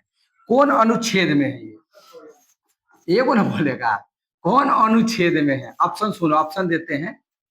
ऑप्शन तो देबे ना करेगा, ऑप्शन तो देगा ना कि नहीं देगा? देगा। आर्टिकल 23 है, कहेगा सर नहीं होगा। आर्टिकल 25 है, सर नहीं होगा। आर्टिकल 19 है, सर नहीं होगा। आर्टिकल 15 है, एकदम हो जाएगा सर। आर्टिकल 15 हो जाएगा, बिल्कुल सही बात। आर्टिकल 15 हो जाएगा। ये 75 तक हो गया। और इसके बाद 75 के बाद भले नंबर नहीं दे रहे हैं, लेकिन 5, 7, 10 सवाल आपका कंप्लीट हो जाएगा। ये गवर्नर का थोड़ा सा आप लिस्ट याद कर लीजिए एक बार, एग्जाम आपका पास में है तो हो सकता है आपको रिवीजन में दिक्कत आ गया हो, भूल गए हो। तो आपसे सवाल ये पूछेगा कि बताइए बंगाल का पहला गवर्नर कौन था। यहाँ से सवाल बनाता है, बराबर बनाता है। बोलिए बंगाल का, भाई देखने तो पहले सब कुछ ठीक है ना, मेहनत खराब नहीं ना होगा। लिखिएगा बंगाल का पहला गवर्नर कौन था? जवाब दीजिए। चल भाई हम पूछेंगे इस बार तुमसे, बताओ बंगाल का पहला गवर्नर कौन था? हेलन कर एग्जाम का आखिरी समय में ऐसे कर रहे हैं। लिखिए रॉबर्ट क्लाइव। रॉबर्ट क्लाइव बोले ना, यादें रहता है लेकिन कंफ्यूज होता है, इसलिए एग्जाम से पहले करवा दे रहे हैं, आपका एग्जाम में हेल्प हो जाएगा। बंगाल का पहला गवर्नर रॉबर्ट क्लाइव था। अब लिखिएगा अगला सवाल, बंगाल का, देखिए बंगाल का अंतिम गवर्नर कौन था? बताइए अंतिम गवर्नर कौन था? चलिए जल्दी कीजिए। कौन था बंगाल का अंतिम गवर्नर? कौन था, जल्दी बताइए। बहुत मारेंगे तुमको, बहुत मारेंगे। एग्जाम का समय नजदीक है और इसे करेगा वारेन हेस्टिंग्स। हाँ, तो इसीलिए ना एग्जाम के लास्ट में करवा रहे हैं कि याद कर लेगा तो 2-4-10 दिन तक याद रहबे ना करेगा। एग्जाम के बाद फिर भूल जाना है, फिर याद कराएंगे फिर बिहार पुलिस में। बंगाल का अंतिम गवर्नर वारेन हेस्टिंग्स था। अगला सवाल, बंगाल का पहला गवर्नर जनरल कौन था? गवर्नर जनरल कौन था, जल्दी बताइए। कौन था बंगाल का पहला गवर्नर जनरल? कौन था? तो कौन रहेगा जिसको प्रमोशन करेंगे अंतिम वाला को? वारेन हेस्टिंग्स को। यानी जो अंतिम रहेगा उसी को प्रमोशन करके अगला गवर्नर बना दिया जाएगा। गौर कीजिए, पहले बोले बंगाल का गवर्नर, अभी बोल रहे हैं बंगाल का पहला गवर्नर जनरल। कंफ्यूज नहीं, खाली गवर्नर ये, गवर्नर जनरल तो ये। आइए चौथा सवाल, अगर बोलेगा कि सर बंगाल का अंतिम गवर्नर जनरल कौन था सर? अंतिम गवर्नर जनरल कौन था, बताइए। कौन था बंगाल का अंतिम गवर्नर जनरल? कौन था भाई? तो कौन था बंगाल का अंतिम governor general? Lord William Bentinck था। लॉर्ड विलियम बेटिक था। लॉर्ड विलियम बेटिक था। Lord William Bentinck. अब आइए पांचवा सवाल में। अब आएगा भारत का पहला गवर्नर जनरल कौन था? गवर्नर जनरल कौन था? तो कौन था पहला गवर्नर जनरल? प्रमोशन होगा, किसका प्रमोशन होगा? यही लॉर्ड विलियम बेटिक का। Lord William Bentinck. अब बात करते हैं सर छठा नंबर का। सर भारत का अंतिम गवर्नर जनरल कौन है सर? अंतिम गवर्नर जनरल कौन है, बताइए। अंतिम गवर्नर जनरल कौन था? तो क्या नाम लीजिएगा, बताइए तो। कहिएगा कौन थी? Mountbatten. Lord Mountbatten. Lord Mountbatten. अब आपका सवाल होगा सातवां नंबर। सातवां नंबर के लिए मेरे पास जगह का शायद अभाव लग रहा है, लेकिन देखते ही वो अटेगा, इसको हटा देंगे तो अट जाएगा। सातवां, भारत का अंतिम गवर्नर जनरल हो गया। अब लिखना है स्वतंत्र भारत का, स्वतंत्र भारत का पहला गवर्नर जनरल कौन था? पहला गवर्नर जनरल कौन था? कौन रहेगा भाई? प्रमोशन होगा, तब प्रमोशन कर दिया जाएगा। Lord Mountbatten. ही पी ना करो, पढ़ो चुपचाप अंधरा बैल की तरह, है ना। Lord Mountbatten. लॉर्ड माउंटबेटन, हम तुम्हारे गुरुजी न है, चुपचाप पढ़ो। स्वतंत्र भारत का पहला गवर्नर जनरल कौन था? Lord Mountbatten. चलिए आ रहा है सात। अब बस आखिरी सवाल एगो आठवां बचेगा। आठवां सवाल गवर्नर को हटा के लिख देते हैं। लीजिए आठवां सवाल यहाँ पे आ जाएगा। आठवां सवाल आपका आ जाएगा, लिखिए आठवां सवाल यहाँ पे। आठवां सवाल अब आएगा स्वतंत्र भारत का, स्वतंत्र भारत का पहला भारतीय गवर्नर जनरल। भारतीय गवर्नर जनरल। तो ई वाला कहियो गलती नहीं हो सकता, तो अच्छी बात है। क्या कहेंगे? सी राजगोपालाचारी। सी राजगोपालाचारी। शायद नहीं दिखा क्या वो? सी राजगोपालाचारी। सी राज गोपालाचारी, बहुत अच्छा।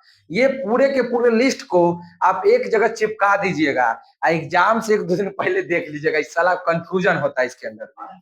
हाँ, भारी कंफ्यूजन है, तो कंफ्यूजन से पहले एक बार आप देख के जाइएगा ना, तो एग्जाम में सही हो जाएगा आपका। एक आध गो सवाल ही पूछ लेता रहता है कभी कभी, तो आप देख के देखिए, पूछे या ना पूछे, पूरा पढ़ के जाइएगा ना, तो कॉन्फिडेंस रहता है। ये साला क्या पूछेगा पूछ, लेकिन एक आध गो टॉपिक छूटल रहेगा मन में, तो डर समाया रहेगा, आपको डर समाया रहेगा, समझे कि नहीं। तो एग्जाम में कोई भी टॉपिक अगर छूटा हुआ है, भले उसे ना एग्जाम में, लेकिन आपको एक डर सा समाएगा, साला ये टॉपिक नहीं पढ़े हैं, एग्जाम में पूछ दिलाऊ तो की होगा ना होगा। तो डर खत्म करने के लिए पढ़ के जाया जाता है। होगा। तो चलिए हम लोग मिलते हैं आप नेक्स्ट वीडियो में, करेंट अफेयर के क्लास में। तो बोलिए ये वीडियो आपको कैसा लगा, मजा आया कि नहीं आया। अगर यही सिलसिला पिछले आने वाले जो 10 दिन हम लोग करेंगे, तो आपका अच्छा खासा रिवाइज हो जाएगा।